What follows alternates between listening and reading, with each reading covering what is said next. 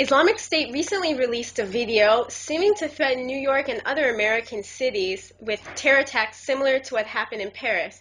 But could this really happen again on American soil?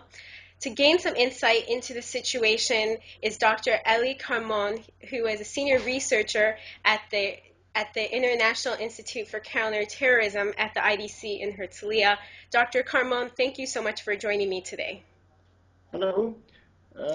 First of all, we must note that since 9/11, no serious or very serious attack happened on American soil, besides several incidents that I already mentioned, but not like those in Madrid in 2004 or in London in 2005. So the American authorities were quite successful in foiling most of the attacks. We must mention, however, the attacks in 2009, the Fort Hood killing of 13 militaries by a Palestinian officer an officer of Palestinian origin, Nidal Hassan.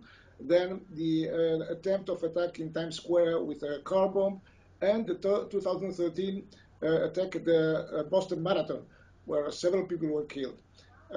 So that's why we must take, the authorities must take seriously the threat of ISIS, although, as I said, the success is not in their hands only, but in the hands of the authorities to foil them. Okay, so some people are getting a bit worried because in another week, I think later on this week, it's Thanksgiving and there's going to be the famous Thanksgiving parade in New York, and people are worried that there might be an attack there. Do you think ISIS could really carry something out still? It could attempt to do it again.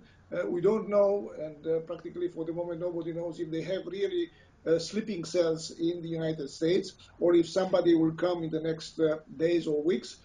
Clearly, some days are more prone to such kind of attacks, holiday, for instance, or symbolic days, for instance, 4th of July, or Christmas day that in the past in Europe they tried to attack cathedrals during Christmas Day. So the authorities know about these kind of symbolic dates, and they are preparing themselves.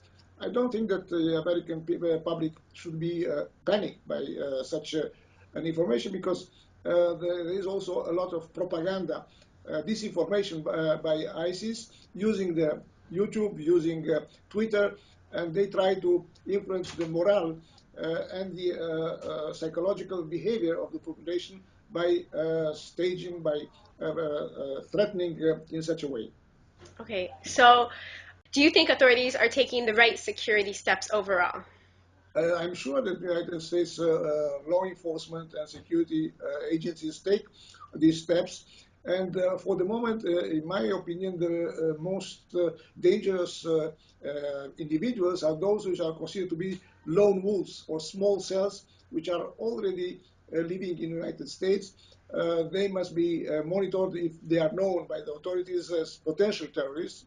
And also, we know that the FBI is very successful in using sting operations. I mean, trying to influence those which are prepared to do such attacks and arresting them before they stage the attack itself.